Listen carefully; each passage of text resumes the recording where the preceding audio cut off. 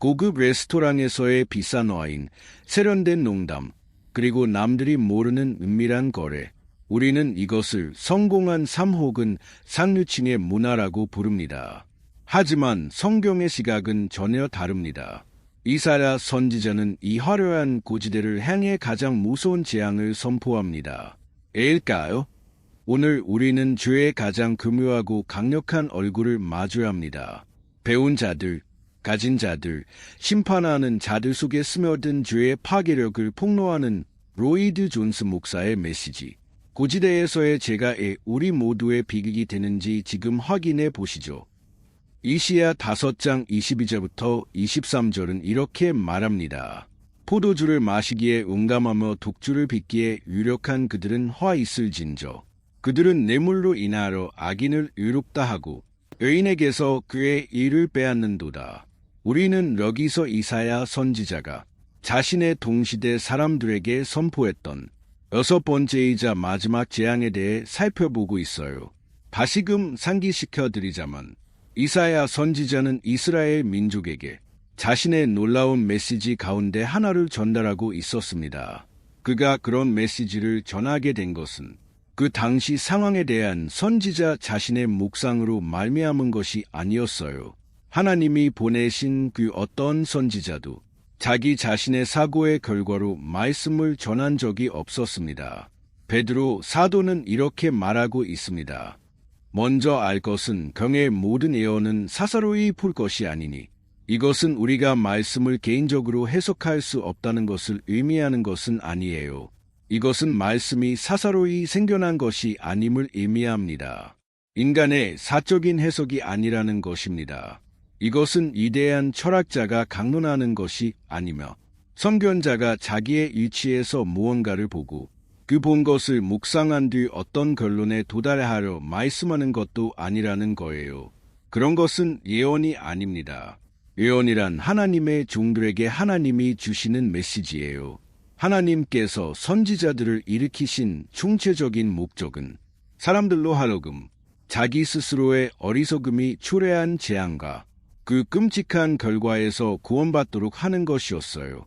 그래서 우리는 이 대한 메시지를 살펴봤는데 이것은 어떤 역사적인 관심이나 옛것을 연구하기 좋아하는 취향 때문에 고무받은 것은 아니에요. 비록 당신이 지적이고 흥미로운 어떤 일을 정말 하고 싶다 하더라도 이스라엘 자손들의 이야기를 연구하는 것보다 더 흥미로운 것은 없을 것입니다. 그 어떤 지어낸 이야기보다도 더욱 흥미진진할 거예요. 그러나 그런 이유 때문에 이 본문을 연구하고 있는 것은 아니에요. 우리 자신부터 지금 큰 문제거리 속에 빠져 있기 때문에 그럴 만한 사치를 부릴 여유가 없습니다. 우리가 해야 할 일은 하나님의 선지자를 통한 그분의 말씀에 귀 기울이는 거예요. 왜냐하면 이 메시지는 언제나 현실과 관련이 있고 우리가 이것을 연구하면 할수록 더욱더 명확히 이것이 지금 현 시대를 살고 있는 우리에게 하시는 하나님의 말씀임을 보게 되기 때문입니다. 그래서 우리는 지금 이 놀라운 구절 속에서 이사야 선지자가 선포한 화의 마지막 부분에 이르게 되었어요. 어떤 사람은 이 구절이 이사야 선지자가 이전의 2번째 재앙에 대해 말한 것을 반복한 것이라고 생각할지도 몰라요. 아침에 일찍이 일어나 독주를 따라가며 밤이 깊도록 머물러 포도주에 취하는 그들은 화 있을진저 5시 11분. 아니면 이것이 4번째 재앙과 관련이 있는 것으로 생각할지도 몰라요. 악을 선하다 하며 선을 악하다 하며 흑암으로 광명을 삼으며 광명으로 흑암을 삼으며 쓴 것으로 단 것을 삼으며 단 것으로 쓴 것을 삼는 그들은 화 있을진저. 겉으로 보기에 이 6번째 재앙은 이러한 것들의 반복이며 그것들을 확증해주는 일종의 확인처럼 들릴지도 몰라요. 그러나 나는 이것이 그렇지 않음을 보여주고 싶어요. 물론 똑같은 요소가 있기는 하지만 이것은 좀 더 깊은 부분을 다루고 있어요. 이것은 이스라엘 자손들의 상태에 대한 분석을 더 이상 깊이 들어갈 수 없는 지점까지 끌고 가요. 왜냐하면 여기 2구절에서 우리가 보는 것은 유다의 최고 지도자들, 그들의 재판관들 가운데 있었던 죄의 나타남이기 때문이에요. 이사야 선지자는 그들이 술의 문제에 있어서뿐만 아니라 불의나 도덕관념의 상실에 대해서도 유죄라고 말하고 있어요. 최고 지도자들 속에 나타난 방종과 불의, 그것이 바로 여기에서 표명하고 있는 주장입니다. 이 두 가지 일에 죄가 있었던 사람들에게 그 화가 선포되었어요. 나는 이 두 가지가 함께 나타난다는 것을 말씀드리고 싶어요. 이러한 화들을 살펴보면서 이 마지막 항목을 보면서 우리는 지금까지 살펴본 것들을 요약해야 할 필요가 있어요. 우리는 죄의 변화무쌍한 특성에 놀라게 되고 인상을 받게 됩니다. 죄는 끔찍한 질병이며 그 증상은 거의 수적인 측면에서 끝이 없어요. 이러한 메시지는 성경 말씀에서 두드러지게 나타납니다. 성경은 죄의 상태에 있는 인간이 죄를 지을 능력을 가지고 있으며 그 죄는 여러 다양한 형태로 나타날 수 있음을 말씀하고 있어요. 그 다양한 죄의 나타남을 본문에서 이사야가 모아 놓았던 것입니다. 그러나 그것들은 모두 똑같은 것에서 기인된 것이며 똑같은 근원에서 나온 것들이에요. 죄에 대하여 이것보다 더 특별한 사실은 없어요. 죄가 너무도 변화무쌍하게 나타나기 때문에 사람들은 너무도 종종 그 다양한 형태의 죄들을 전혀 죄로 인식하지 못하는 거예요. 우리 모두의 자연적 경향은 어떤 특정한 것들만이 죄라고 여기고 그것과 아주 달라 보이는 다른 것들은 동일하게 죄라는 사실을 알지 못하는 것입니다. 예를 들어 이것이 복음서에서 묘사된 방식을 살펴봅시다. 두 계층의 사람들이 우리 주님과 관계를 맺고 있었습니다. 세리들과 죄인들 그리고 바리새인들과 서기관들입니다. 맨 처음에 당신은 그들에게 아무런 공통점도 없다고 느낄 것입니다. 그러나 우리 주님의 가르침의 주된 취지는 이 두 부류 모두가 똑같이 죄인들임을 보여주는 것입니다. 그것이 바로 바리새인들을 그렇게 분노시켰던 거예요. 그들은 세리들, 다시 말해서 세금을 거둬들이는 사람들과 창녀들은 죄인들임을 알고 있었습니다. 물론입니다. 모든 이들이 그것은 알았어요. 그러나 바리새인들은 자기 자신들도 동일한 죄인들임을, 자신들도 근본적으로 똑같은 질병으로 고통당하고 있다는 것을 결코 상상도 못했던 것입니다. 그럴까요?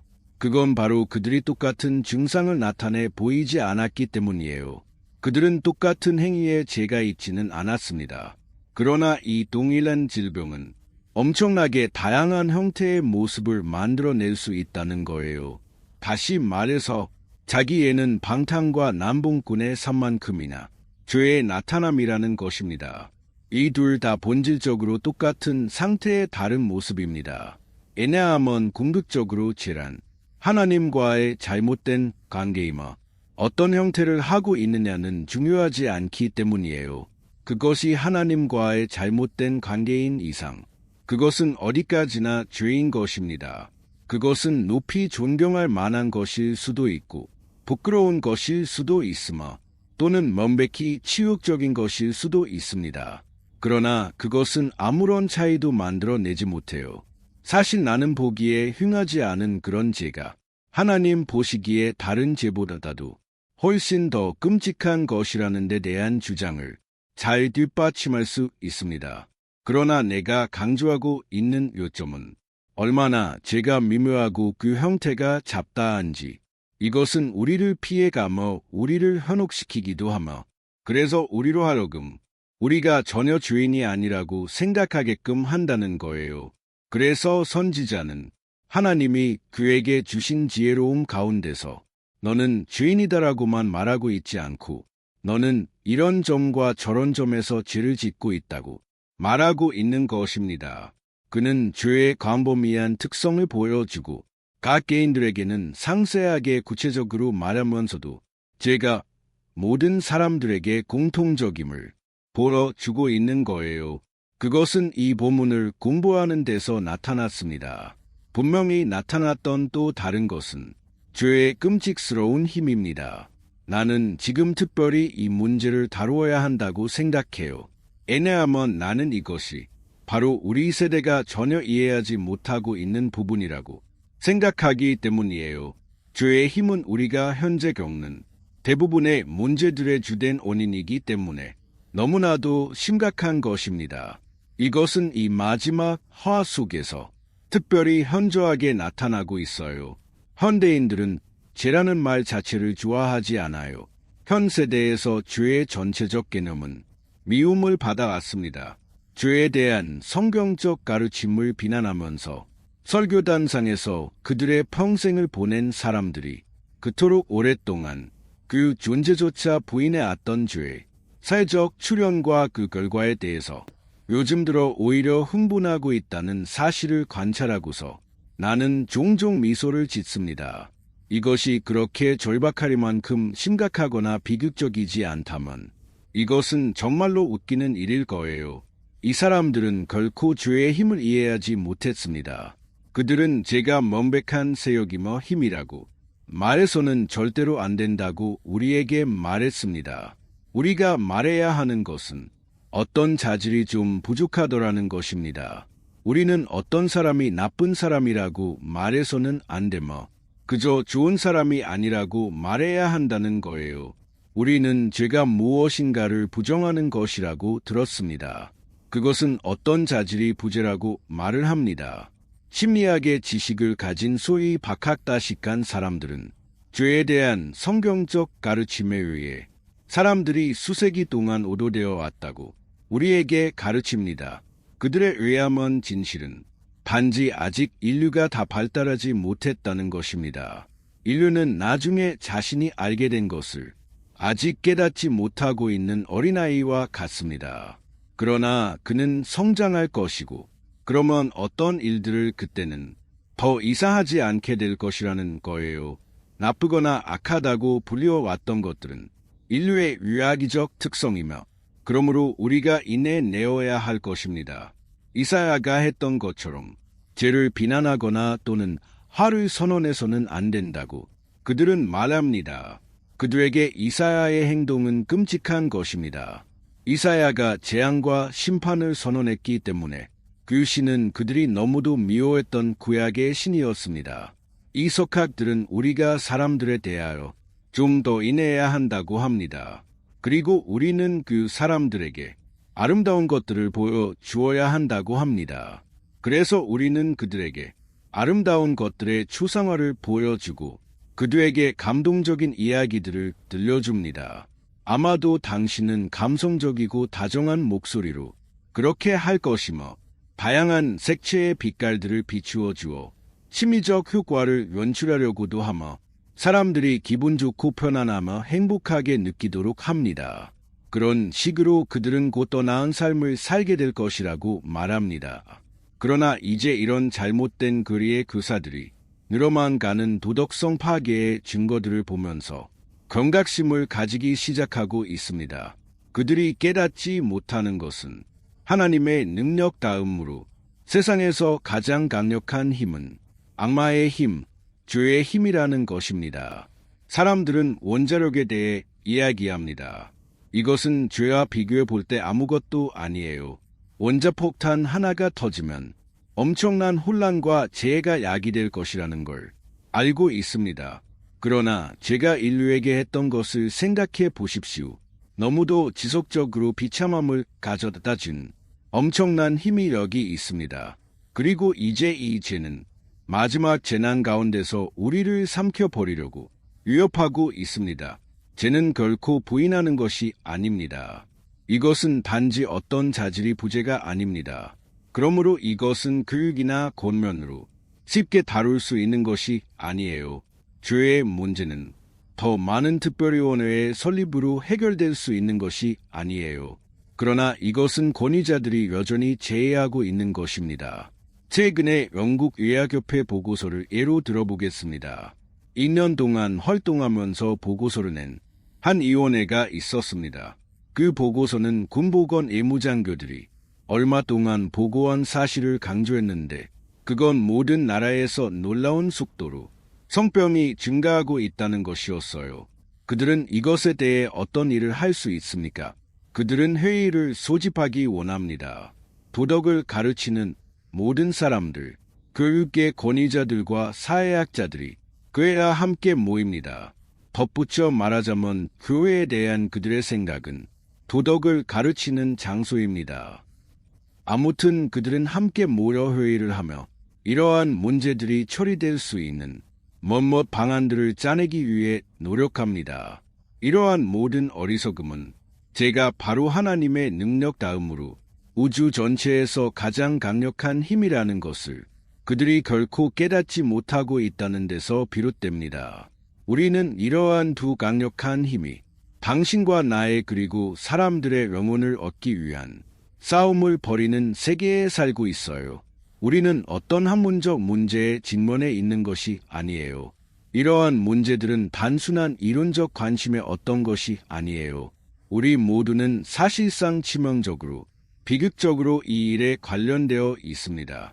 자기 자녀들이 통탄할 어려움 가운데 있기 때문에 그 어려움에 함께 연관되어 있는 부모들이 있어요. 자녀들 스스로도 자기들의 젊은 삶들이 파괴되어 가고 있음을 발견해요. 끔찍한 일들이 일어나고 있으며 더한 일도 일어날 수 있습니다.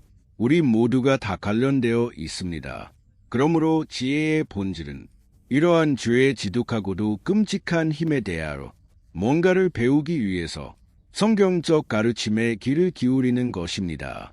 이사야의 마지막 헌은 특별히 충격적인 방식으로 죄의 힘을 드러냅니다.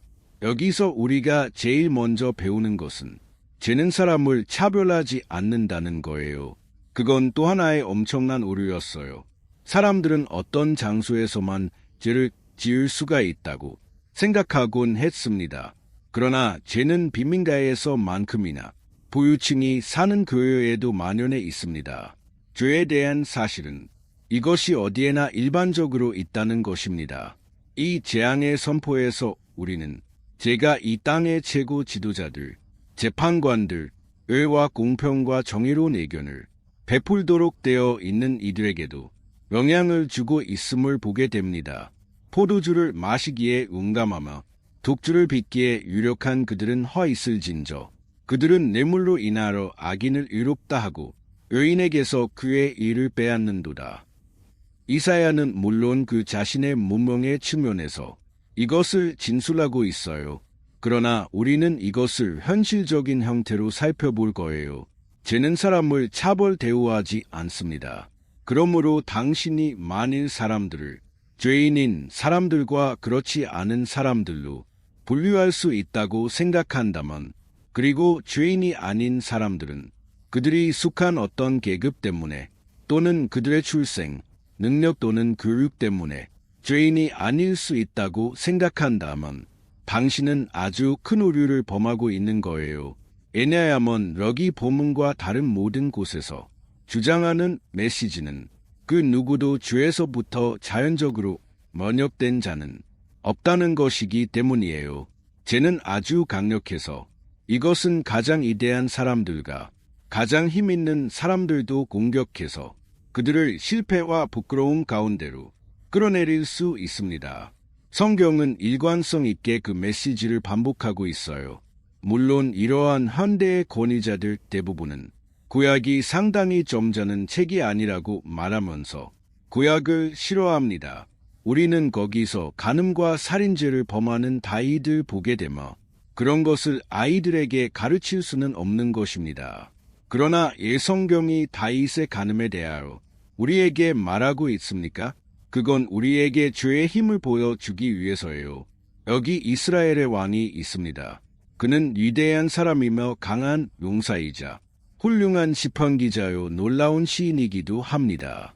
그러나 제가 그를 무너뜨립니다. 솔직한 구약에 대해 하나님께 감사하십시오. 여기 영국 예약협회 보고서와 다른 모든 보고서들을 수세기 앞선 보고서가 있어요. 이 모든 보고서들의 새로운 것은 전혀 없어요. 언제 우리는 잠에서 깨어날 것입니까? 단순히 역사를 위해서 성경을 본다면 우리는 언제 제대로 성경을 읽기 시작할 것입니까? 그리고 우리가 전후의 세계, 원자 시대에 살고 있다고 해서 마치 우리가 특별한 사람들인 것처럼 생각하기를 언제 그칠 것입니까? 우리는 언제 성숙해서 역사적 사실들을 직면할 것입니까? 여기 놀라운 기록이 있습니다. 죄는 모든 사람을 다 공격하며 그 누구도 면역되어 있지 않아요. 누군가가 묻습니다. 사람들의 능력이나 교육이 중요하지 않으며 출생이나 양육이 아무런 차이점도 만들어내지 못한다는 뜻입니까? 나의 대답은 그런 모든 차이들이 단지 죄에 드러나는 형태들을 조금 수정시켜 줄 뿐이라는 거예요. 근본적인 문제는 남아 있습니다. 그 질병은 여전히 거기 있는 거예요. 우리는 증상의 약을 투약하기는 잘합니다. 그러나 우리는 질병 자체를 치료하는 일에는 몹시도 서춥니다. 그 누구도 죄의 영향력으로부터 면역되어 있는 사람은 없어요. 지위가 높거나 낮거나 부유하건 가난하건 유식하든지 무식하든지 모두가 죄의 희생자예요. 학식, 지식, 교육은 단지 겉옷에 불과합니다. 인간의 마음은 과거와 동일한 상태 그대로 남아있어요. 지혜는 단지 금화에 찍는 수인일 따름이지. 지위가 있는 사람은 금을 가지고 있지만 그렇지만 사람은 사람일 뿐이라네. 로버트 번즈, 가엾은 로버트 번즈. 그는 알고 있었습니다. 자기 자신 안의 마음을 알고 있었고 이것은 다른 이들에게도 똑같이 사실임을 알고 있었습니다. 지혜는 단지 금화에 찍는 수인일 따름이다. 우리는 옷을 갈아입습니다. 누더기를 입고 죄를 짓기보다는 멋진 옷을 입고 죄를 짓습니다. 그리고 그것은 서로 다른 것이라고 우리는 생각해요. 그리하여 우리는 자신들을 속이게 됩니다. 인류와 문명은 계속하여 자신을 속이는 우를 범하게 되는 거예요. 내적 자아, 바로 마음이 중요한 거예요. 그 마음은 어떤 형태의 옷을 입든지 동일해요. 이사야는 이스라엘의 재판관들이 그릇 행했다고 말하고 있어요. 학식 있는 자들, 좀 더 나은 것을 기대할 수 있는 자들. 그러나 죄는 사람을 차별하지 않아요. 나는 몇 년 전 받은 충격을 결코 잊지 못할 거예요. 그때 나는 한 명의 젊은 전문 직업인으로서 어떤 특정한 직종에 종사하는 지식인들의 저녁 식사에 참석했습니다. 놀랍게도 특출한 주위에 있는 이 유능한 사람들이 그들의 저녁 시간 일부를 소위 농담을 주고받으면서 보내고 있었습니다. 나는 그런 그룹의 사람들이 그런 농담을 하리라고는 예상치 못했어요. 나는 어리석게도 이사야의 이 메시지를 이해하지 못했던 거예요. 그런 농담은 특정한 부류의 사람들만이 하는 것으로 생각했어요. 그런 농담은 저속한 술집이나 교육받지 못한 문맹자들에게 국한된 것이라고 생각했어요. 그러나 나는 이 지식인들의 사회에서 에베소서 5장에 기록된 너희 중에서 그 이름이라도 부르지 말라고 한 더러운 말들이 나누어지고 있는 것을 갑자기 듣게 되었던 거예요. 수년 후에 있었던 또 다른 일도 기억합니다. 내가 말하고 있는 요점을 좀 더 설명하기 위해 나는 이러한 것들을 언급하려고 합니다. 그날 모임의 주인공이었던 사람과 한때 가까이 일했기 때문에 나는 클레리지 호텔의 저녁 식사 파티에 초대를 받게 되었습니다. 주에 깊게 선택된 약 30명 가량의 손님들이 거기 있었어요. 먼저 식사를 하면서 대화를 나누는 시간을 가졌습니다. 다시금 나는 그 자리에서 충격을 받았어요. 내 옆에 어떤 분야에 뛰어난 전문가요. 훌륭한 자질을 갖춘 전문 직업인 한 사람이 앉아 있었는데 그는 식사 도중에 문자 그대로 바닥에 쓰러졌습니다. 분명히 빈속에 너무 많은 칵테일을 마셨기 때문이었어요. 정치적, 산업적, 어떤 전문 분야에서든지 가장 높은 수준의 그룹들 내에서 살아가는 사람들을 보세요. 가장 훌륭하다고 하는 대학들에 또 가보세요. 그 중 많은 대학들이 기독교적 원리를 기초로 세워진 대학들입니다. 그러나 심지어 그곳에서도 제가 판을 칩니다. 학생들 사이에서뿐 아니라 교수들 사이에서도 마찬가지예요. 문명이 만들어낸 그 어떤 것도 죄의 문제를 다루는 일에 실패했습니다. 나는 의도적으로 그렇게 말하고 있어요. 에네아먼 문명이라는 것은 바로 그 죄의 문제를 극복해 보려는 인류의 시도였기 때문이에요. 물론 인류는 그렇게 말하고 있지 않습니다. 왜냐하면 인류는 죄의 존재를 믿지 않기 때문이에요. 그러나 오늘날까지 인류가 계속 시도해 오고 있는 것은 바로 그것입니다. 문명은 혼돈으로부터 질서를 만들어내려 했어요. 어떤 그릇된 것들과 부정한 것들 그리고 고통을 줄이고 경감시키려 했어요. 그러나 오늘날까지 문명이 시도해왔던 모든 것들은 이 사악한 죄의 문제를 다루는 데 완전히 실패했습니다. 저만큼 그렇게 강력한 것도 없다는 걸 깨닫는 것보다 더욱 긴급하고 중요한 것은 없어요. 그리고 우리는 인류가 할 수 있는 그 어떤 일이 죄의 문제를 급진적으로 다룰 수 있다는 개념을 영원히 없애버려야 해요. 내가 보여준 것처럼 그것은 바리새주의의 근본적인 죄인 것입니다. 두 번째로, 죄의 힘에 대한 끔찍한 사실은 다음과 같은 식으로 보여집니다. 죄는 사람들로 하여금 자신의 본성과 자기 자신 그리고 자신의 진정한 위대함과 영광을 모욕하게끔 한다는 거예요. 이사야가 어디서 그 사실을 말하고 있습니까? 그건 여기 두 구절 속에 아주 주목할 만한 방식으로 나타나고 있어요. 예를 들어 사람들이 자랑하는 것을 한번 보세요. 22절은 아주 주목할 만한 진술이에요. 다른 번역을 보면 술 마시는 일에 영웅인 사람, 혼합한 포도주에 유력한 그들은 화 있을진저라고 했어요. 이것은 죄지은 사람들에 대한 엄청난 고발과도 같아요. 그들은 자기들이 자랑할 수 있는 어떤 것을 진정한 힘이라고 여기고 있습니까? 이사야 선지자의 시대에 그랬던 것과 같이 오늘날도 그래요. 사람들은 능력과 힘을 가지고 있어요. 그들에게는 두뇌와 재능이 있어요. 그들은 육체적 힘도 가지고 있어요. 그러나 그들은 무엇을 자랑스러워합니까? 그 중에 하나가 술에 대한 그들의 지식이에요. 이것은 꾸며낸 이야기가 아니에요. 텔레비전에 등장하는 가장 유명한 사람은 꼭 자신의 술 마시는 일에 대해 자랑을 해요. 그는 하나님을 믿지 않아요. 그는 기독교를 조롱해요. 이 세상에 속한 세련된 그 사람이 자랑하는 것은 무엇입니까? 그에게 있어 좋은 삶은 무엇입니까? 그는 여러 번 반복하여 우리에게 말해왔어요. 그건 바로 좋은 음식과 좋은 술과 좋은 대화를 갖는 것이라고 그는 미소를 지으며 말했어요. 그게 좋은 삶이며 진짜 삶이라는 거예요. 그게 교양이 있고 문명화된 삶이라는 거예요. 사람들은 그것을 자랑해요. 이것은 해보아야만 되는 것이 되어 버렸어요. 술에 대한 지식이야말로 문명화된 존재로서의 당신의 주유의 척도라는 거예요. 식사할 때 무슨 와인을 무엇과 함께 먹으면 좋은가를 모른다면 당신은 바보이며 무식한 사람이며 아직까지 어떤 수준에 도달하지도 못한 것이며 멋진 부류의 사람이 아니라는 거예요.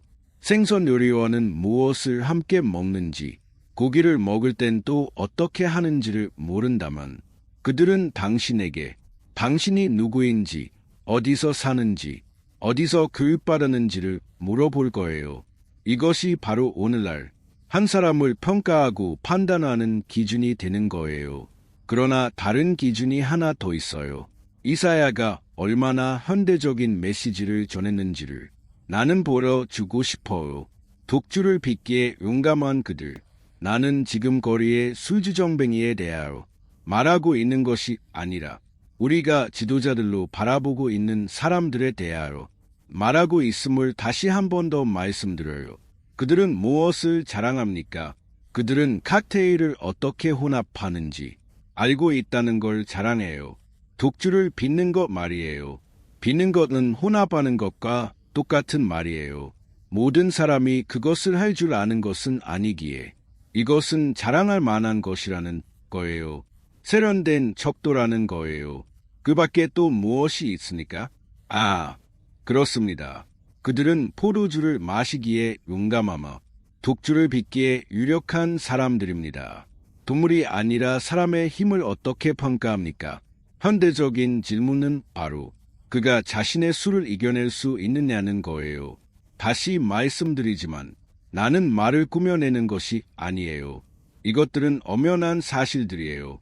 저명한 사람들이 자신들이 얼마나 많이 마실 수 있는지, 다른 사람들이 술을 많이 마셔 바닥에 나자빠지더라도 자신들은 끝까지 술자리에 앉아 있었다고 자랑하는 것을 자주 듣게 됩니다. 우리를 웃게 만드는 농담거리들이 있기는 하지만 그런 것은 농담이 아니에요. 술 취함이나 술에 취한 사람 때문에 웃지 마세요. 이 세상에 많은 황폐와 비참함이 그 때문에 일어났어요. 그러나 그들은 이런 것들을 자랑해요. 이사야의 시대에도 사람들은 똑같은 일을 자행했습니다. 그런 일에 화가 선포된 거예요. 그 밖에 또 무엇이 있습니까? 이런 인공적인 자극제나 도움에 탐닉하지 않고서는 사람들이 쾌락을 찾지 못한다는 점에서 제가 사람들로 하루금 자기들의 본성을 모욕하게끔 만든다는 것에 주목해 보세요. 왜 사람들이 그런 일을 하는 것일까요? 이렇게 하지 않고서는 사람들이 비참해지기 때문이에요. 그들은 행복을 발견하는 일에 실패했어요. 그들은 평화를 찾는 일에도 실패했어요. 그들은 심지어 쾌락을 얻는 일에도 실패한 거예요. 내게 있어 이것은 죄에 가장 경악해 하는 면이에요. 그리고 인간의 본성에게도 가장 모욕을 주는 거예요. 술 없이는 흥겨울 수 없다는 말을 듣습니다. 술로 풀어줘야 한다는 거예요. 사람들이 정말로 마약의 힘을 빌리지 않고서는 흥겨울 수도 즐거울 수도 그리고 행복할 수도 없다는 말입니까? 그러나 그것이 바로 오늘날의 입장이에요. 하나님과 그리스도가 없는 인생에 완전한 파산과 공허함을 나타내 보이는 거예요. 그들은 자극제 없이는 살 수가 없어요. 그래서 사람들은 칵테일을 마시고 강장제를 먹으며 마약을 하는 거예요. 그들은 말하기를 즐거움을 얻기 위해서 그렇게 한다고 합니다. 왜 그럴까요? 그들은 너무나도 비참하고 불행하며 정서적으로, 영적으로 완전히 파산 상태에 있기 때문이에요. 인간 본성의 이름으로 나는 항해합니다. 자신을 마약에 취하게 하고 두뇌를 혹사시키며 자신을 모욕하지 않고서는 쾌락을 얻을 수 없는 그런 몰락한 상태까지 사람들이 내려갈 필요가 없습니다. 앞에서 미리 보았던 것처럼 이 모든 행위들은 우리 두뇌의 가장 높은 중심부를 무너뜨리며 가장 유치한 것이 드러나게끔 허락해 버립니다. 죄는 우리의 마음과 영혼뿐만이 아니라 몸 자체와 신체적 힘까지도 학대해 버리고 만다는 사실이 이 말 속에 사실상 포함되어 있다는 걸 주목해 보세요. 포도주를 마시기에 웅감하며 독주를 빚기에 유력한 그들은 허 있을진저. 사람들은 그들의 에너지와 그들의 힘을 이것에 쏟아붓습니다. 이 허 속에는 일말의 풍자적 요소가 들어있어요. 그들은 더 이상 자기들의 나라를 위해 유력한 자가 아니며 어떤 위대하고 고상한 대명분을 위한 힘있는 자들이 아닙니다. 그들의 모든 힘은 쾌락과 마약으로 살아가는 일과 술을 건져내는 일과 같은 그런 종류의 일에 소모되어 버리고 맙니다. 몸, 마음 그리고 모든 힘이 다양한 종류의 방탕에 소진되고 마는 거예요. 이 얼마나 큰 육체의 학대이며 인간 본성에 대한 모독입니까? 비극적인 것은 사람들이 술과 쾌락과 이런 것들에 힘을 다 써버리는 동안 혼, 육의 놀라운 삼위일체, 완전한 조화를 이루면서 하나님의 형상대로 지어진 인간으로서의 마땅히 누려야 할 삶의 개념조차 잃어버리고 만다는 거예요. 그들은 이 모든 영역에서도 동시에 온전한 삶을 살도록 의도된 존재라는 거예요. 그들의 힘이 어떻게 사용되도록 의도된 것입니까? 우리 주님은 이렇게 말씀하심으로써 요약해 보여주고 계십니다. 내 마음을 다하고 목숨을 다하고 뜻을 다하고 힘을 다하러 주 너의 하나님을 사랑하라 하신 것이요. 둘째는 이것이니 내 이웃을 내 몸과 같이 사랑하라 하신 것이라. 이에서 더 큰 계명이 없느니라. 그러나 사람들이 죄의 희생물이 되어가고 죄의 영향권 아래 있게 될 때 그들은 이러한 개념을 가지지 못하게 됩니다. 그들은 자신의 마음과 혼과 육체를 모욕하게 됩니다. 그들은 과도한 자극으로 자기들의 육체를 남용하게 됨으로써 일찍 죽게 되거나 그렇지 않으면 그들의 신경체계를 소모시켜 버리거나 또는 정신신체증, 사이코스메틱 일리스이나 정신병의 희생물이 되고 맙니다. 그런 결과를 가져오는 단순한 이유가 그들이 어떻게 살아야 할지를 모르기 때문이에요. 나는 이것을 좀 더 자세히 설명할 수 있어요. 한 번은 아주 훌륭한 의사에게 치료받는 환자들의 목록을 훑어볼 수 있는 기회가 있었어요. 나는 환자들에 대한 그의 진단이 아주 종종 너무 많이 먹음, 너무 많이 술을 마심, 잠을 너무 많이 잠을 충분히 자지 못함 등등인 것을 보게 되었습니다. 그러한 환자들은 낮에는 일터에서 열심히 일을 할 거예요. 그러다가 밤이 되면 방탕하게 살면서 자신의 육체를 남용하고 힘을 탕진하여 하나님이 그에게 주신 선물들을 어떻게 사용할지를 모르고 이렇게 살지를 알 수 없이 더욱 방탕에 치닫게 됩니다. 자신의 마음과 혼과 힘을 심지어 육체적 능력까지도 합당하게 쓰는 대신에 과도한 자극으로 자신을 공격하여 그 결과는 완전한 탈진과 럭성인 거예요. 이제 우리는 이 두 구절에서 가르치고 있는 세 번째이자 마지막인 원리에 이르게 되는데 이것은 셋 중에 가장 심각한 것이기도 해요. 죄는 모든 유형의 사람들에게 영향을 줍니다. 그 누구도 죄에 면역되어 있는 사람은 없어요. 죄는 사람들로 하여금 자신의 본성을 모욕하게끔 합니다. 그러나 세 번째로 죄는 사람들을 타락시키고 그들 안에 있는 최선의 것과 가장 높은 가치를 지닌 것들을 파괴시킵니다. 이 일들은 함께 일어납니다. 포도주를 마시기에 웅감하며 독주를 빚기에 유력한 그들은 화 있을진저 그들은 뇌물로 인하여 악인을 의롭다 하고 의인에게서 그 일을 빼앗는도다. 그들은 다른 것들 때문에 마지막 사항에서도 유죄인 거예요. 비록 그들은 능력과 학식이 있지만 높은 자리에 처해 있지만 그 삶 속에 있는 죄에 타락해 하는 영향력 때문에 판단력이 무너지게 되고 다른 모든 것들도 무너지고 마는 거예요. 죄는 항상 모든 형태의 타락으로 치닫게 합니다. 죄가 육체를 타락해 하는 것처럼 죄는 사람 자아의 가장 지고한 면도 타락시켜 버리고 맙니다. 사도 바울은 잘 알려진 말씀을 통해 이 모든 것을 잘 요약해 정리해 주고 있어요. 악한 동무들은 선한 행실을 더럽히나니 고전 15시 33분 라고 말씀합니다. 그들은 정말로 그렇게 합니다. 잘못된 생각은 언제나 잘못된 행위에 도달하게 됩니다.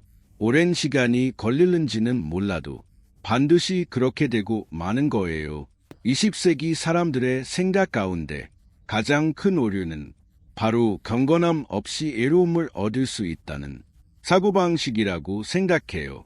그 사고방식은 바로 당신이 하나님과 그를 믿는 믿음과 복음을 포기하더라도 당신은 여전히 복음이 가르치고 있는 이로움을 유지할 수 있으며 그리를 저버린다 하더라도 의리를 잃지 않을 수 있다는 생각이에요.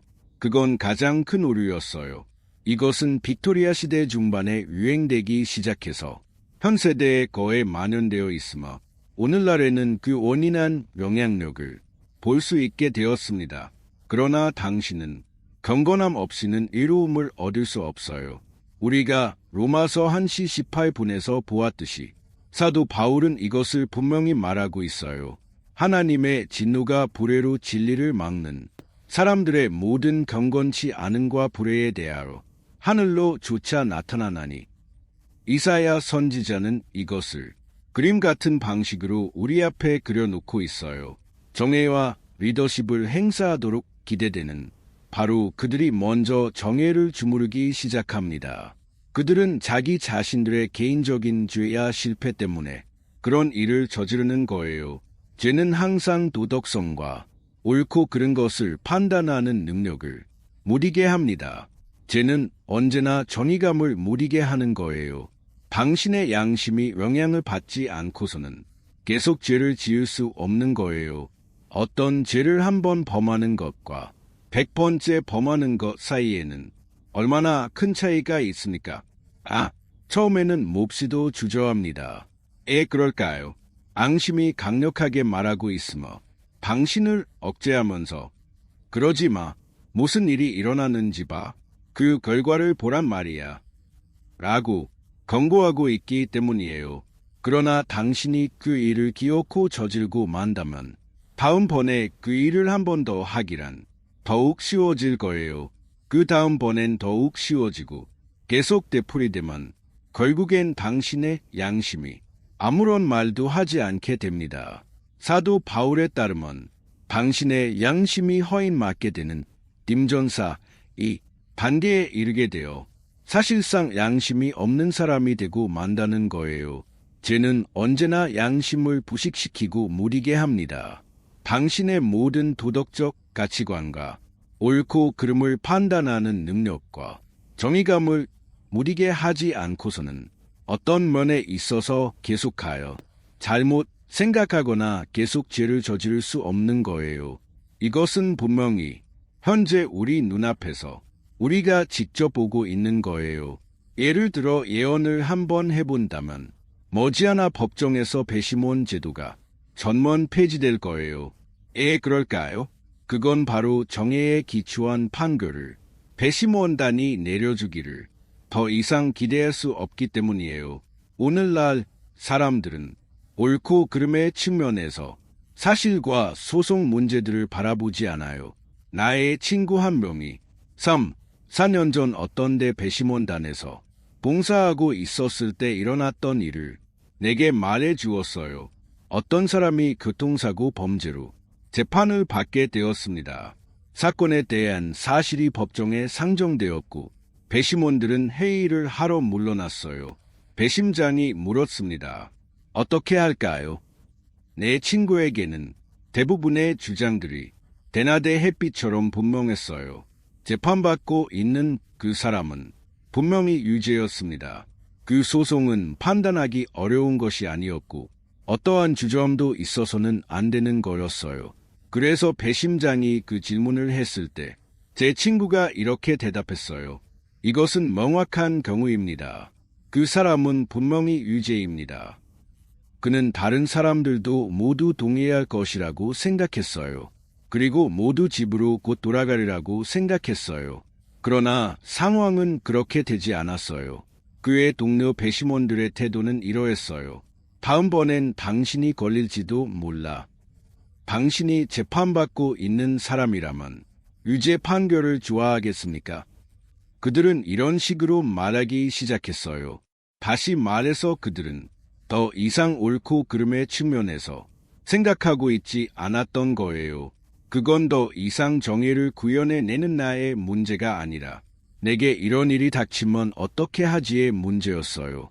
내 자신을 어떻게 보호할 것인가. 이사야가 말한 대로 그들은 보상을 바라고 악인을 의롭게 하기 원했던 것이며 그 보상은 바로 자신들이 똑같은 경우에 처했을 때 풀려나는 거예요. 그들은 더 이상 냉정하게, 객관적으로, 정직하게 그 사건을 보고 있지 않았어요. 모두가 이중적인 동기를 가지고 자신의 이익을 염두에 둔 채 그 사건을 보고 있었기에 정의의 건강한 개념은 이미 손상된 상태였던 거예요. 그럴까요? 그들은 죄인들이었기 때문이에요. 그런 상황이 닥치면 그들은 재판받고 있는 이 사람과 똑같이 행할 것임을 알았기 때문이에요. 그는 그렇게 하면 안 되었을 경우에 다른 차를 그냥 지나쳐 가려고 했었거나 아니면 너무 술을 많이 마셨기 때문에 경찰에 붙잡혔을지 몰라요. 그런 그를 두고 배심원은 말하는 거예요. 다음번에 당신이 걸린다면 어떻게 하겠습니까? 당신에게 이런 일이 닥친다면 어떻게 할 것입니까? 그러나 이것은 보통 사람들에게만 국한되어 있는 일이 아니에요. 이것은 현재 훨씬 더 높은 수준에서 일어나고 있음을 우리는 목도하고 있어요. 얼마나 자주 우리는 대학 강단에서 가르치는 교수들이나 어떤 학자들이 제기한 도덕성에 관한 진술을 읽어보게 됩니까? 그들의 태도는 이것이 옳은 것인가 그릇된 것인가라기보다는 숨겨져 있는 것은 조사해 내지 않겠다라는 것이며 보이지 않는 것에 대해서는 말하지 않겠다라는 거예요. 바로 그런 자세를 가지고 있는 거예요. 그러나 종종 그보다 더한 경우들이 많아요. 죄에 대하여 변명하고 설명해서 덮어버립니다. 죄에 대한 분명한 개념이 비웃음을 당해버려요. 이미 살펴보았듯이 우리가 살고 있는 변화된 시대에 걸맞는 새로운 도덕관을 세워버린 거예요. 옛 생각을 가지고는 계속 살아갈 수 없고 인류가 진화하러 바뀌어 가듯이 당신의 생각도 변해야 한다는 거예요. 한때에 잘못된 것으로 보였던 것은 더 이상 잘못이 아니게 되었어요. 더 이상 객관적인 기준을 가지고 있지 않게 되었어요. 모든 것이 유동적인 상태에 있으며 영원한 진리는 없다는 거예요. 이것이 현 세대의 입장이 아니에요. 도덕성의 수호자들은 어디 있어요? 소리 높여 말을 해야 할 사람들은 어디에 있어요? 정치인들과 용감한 여성들은 어떻게 되었습니까? 교회의 지도자들은 어떻게 되었습니까? 삶의 모든 분야에서 일하는 지도자들은 어떻게 된 것입니까? 당신은 그들이 실험적 결혼을 옹호하며 성 문제에 있어서 방종과 심지어 번태까지도 항상 잘못된 것은 아니며 그것들이 옳을 때가 있다고 주장하는 것을 보게 될 거예요. 정절보다 사랑이 더욱 중요하다는 거예요.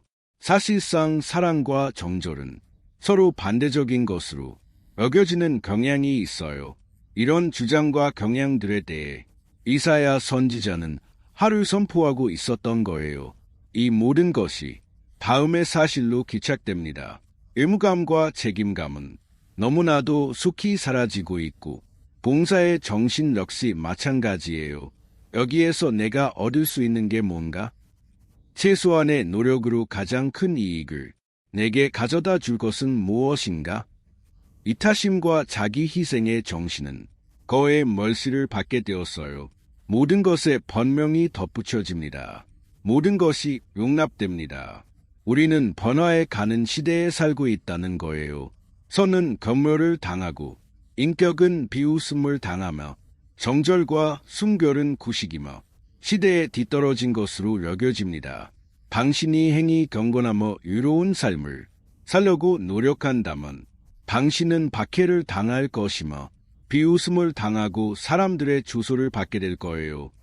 뇌물로 인하여 악인을 유롭다 하고 여인에게서 그 일을 빼앗는도다. 내가 말했듯이 이 모든 것은 지도자들 자신이 죄로 가득 찬 삶을 산다는 사실에 기인하는 거예요. 그들이 죄에 대한 성경의 가르침을 공격하고 나섭니까? 그 이유는 사람들에게 미치는 죄의 종합적인 영향력 중에 하나가 사람들을 냉소적으로 만들고 그들로 하여금 악한 감정을 품게 하기 때문이에요. 그들은 이렇게 말합니다. 어떻게 한들 어떠리? 내게 평화를 다오. 평화로운 삶이라면 그 어떤 것이라도 다오. 그것뿐만이 아니라 그들은 스스로를 이해 남을 감싸주며 자기 자신들의 양심을 조용하게 하려고 노력해요. 만약 당신의 양심이 도덕성을 근거로 당신을 공격하고 있다면 이 일을 다루는 최고의 방법은 신도덕을 만들어내는 거예요. 지금 당신을 아프게 하고 있는 것은 단지 다소 덜 발달된 상태의 인류로부터 온 일종의 잔유물 때문임을 당신의 지성으로 입증하기만 하면 됩니다. 그래서 사람들은 양심의 소리를 잠재우기 위해 신도덕을 발명하게 됩니다. 그리고 마약을 하면서 더욱 깊이 쾌락에 자신을 던지게 됩니다. 당신 자신도 나중에 혜택을 받기 위해 다른 사람에게 있는 잘못을 봐줍니다. 그렇게 계속 살아가면서 당신의 고귀한 통제 능력은 그 힘을 잃어버리게 되고 당신은 동물 같은 삶으로 전락되어 버리고 맙니다. 짐승들은 일부러 마약을 먹지는 않기 때문에 때때로 당신의 삶은 그 짐승들보다 더욱 비참할 수도 있습니다. 짐승들은 자신들의 더 저급한 본성이 멋대로 맹종하도록 하기 위해 이해와 통제력의 가장 높은 중심 기능을 스스로 파괴시키는 일은 하지 않아요. 모르고서 독이 든 열매를 먹을 수는 있어요. 그러나 사람들은 그 일을 일부러 합니다. 그리하여 인간들은 하나님의 형상으로 지음받은 자기들 안의 본성을 모독하며 전 우주에서 가장 어리석은 바보로 돋보이게 되는 거예요. 그리고 그런 부끄러움을 뽐내며 자랑해요. 저희의 신은 배요. 그 영광은 저희의 부끄러움에 있고 비셋이 19분.